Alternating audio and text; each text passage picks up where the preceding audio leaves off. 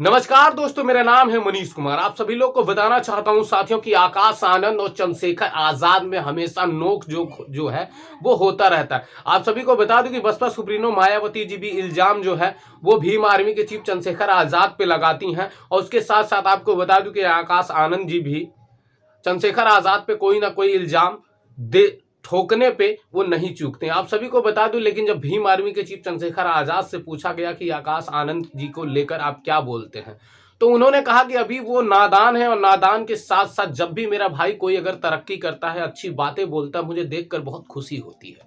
कितना भी है वो अपनी पार्टी के बातों को रखते हैं, मैं अपनी पार्टी की बातों को रखता हूं, लेकिन वो कभी कभी वो टिप्पणियां जो है मेरे ऊपर कर देते हैं। मुझसे उससे कोई फर्क नहीं पड़ता, मैं उनका बड़ा भाई हूं, मेरा छोटा भाई है। अभी धीरे धीरे वो सीख रहा है और सीख जाएगा।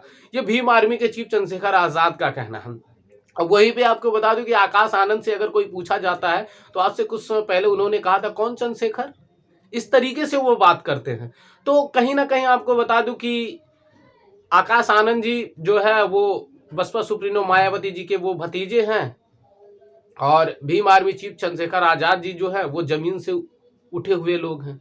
मतलब आपको बता दूं कि 365 दिन जो है भीम आर्मी के चीफ चंद्रशेखर आजाद जी समाज के लिए संघर्ष करते हैं, और आकाश आनंद जी को आप महीने में दो महीने में कहीं एक बार आप देखते होंगे। तो कहीं ना कहीं आपको बता दूं कि भीम आर्मी के चीफ चंद्रशेखर आजाद के दिल में जो है वो, चाहे वो बसपा सुप्रीमो मायावती जी हो, चाहे वो आकाश आनंद जी हो, इन दोनों के लिए बहुत ज्यादा प्यार है। अब जो है बसपा सुप्रीमो मायावती जी को और आकाश आनंद जी को भी ये प्यार दिखाना चाहिए भीम आर्मी के चीफ चंद्रशेखर आजाद को, क्योंकि आपको बता दूं कि समाज के बीच में जो वोट की जो बात है वो कहीं ना कहीं बंटवारा हो जा रहा है। तो दोनों लोगों को इस बात पे समझना चाहिए, और समाज को एक होना चाहिए, और इन नेताओं को भी एक होना चाहिए, एक मंच पे होकर चुनाव लड़ना चाहिए, ताकि जो है साथियों हमारे समाज को मजबूती मिल सके। ये एक बात मैं हमेशा कहता हूं कि इन लोगों को हमेशा एक मंच पर होना चाहिए। लेकिन साथियों आपको बता दूं कि मैं अकेले होकर क्या करूंगा जब और कोई आवाज नहीं उठाता। यहां तक आप लोगों से कहता हूं कि मेरे आप चैनल को सब्सक्राइब करो, लाइक करो और शेयर करो।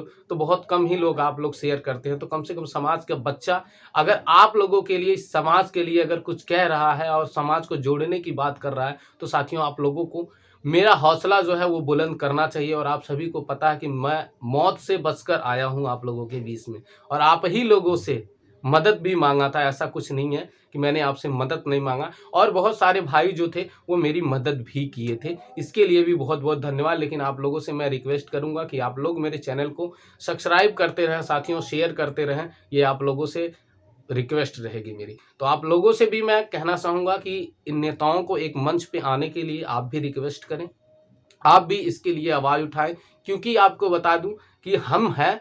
हम अगर चाहें तो एक दिन में ये एक मंच पे आ जाएंगे। हम अगर नहीं चाहते हैं तो शायद ये लोग नहीं आएंगे। तो आप सभी को मेरा जय भीम। अगर आप मेरे चैनल पे नए हैं तो आप मेरे चैनल को जरूर सब्सक्राइब करें, लाइक करें, कमेंट करना ना भूलें।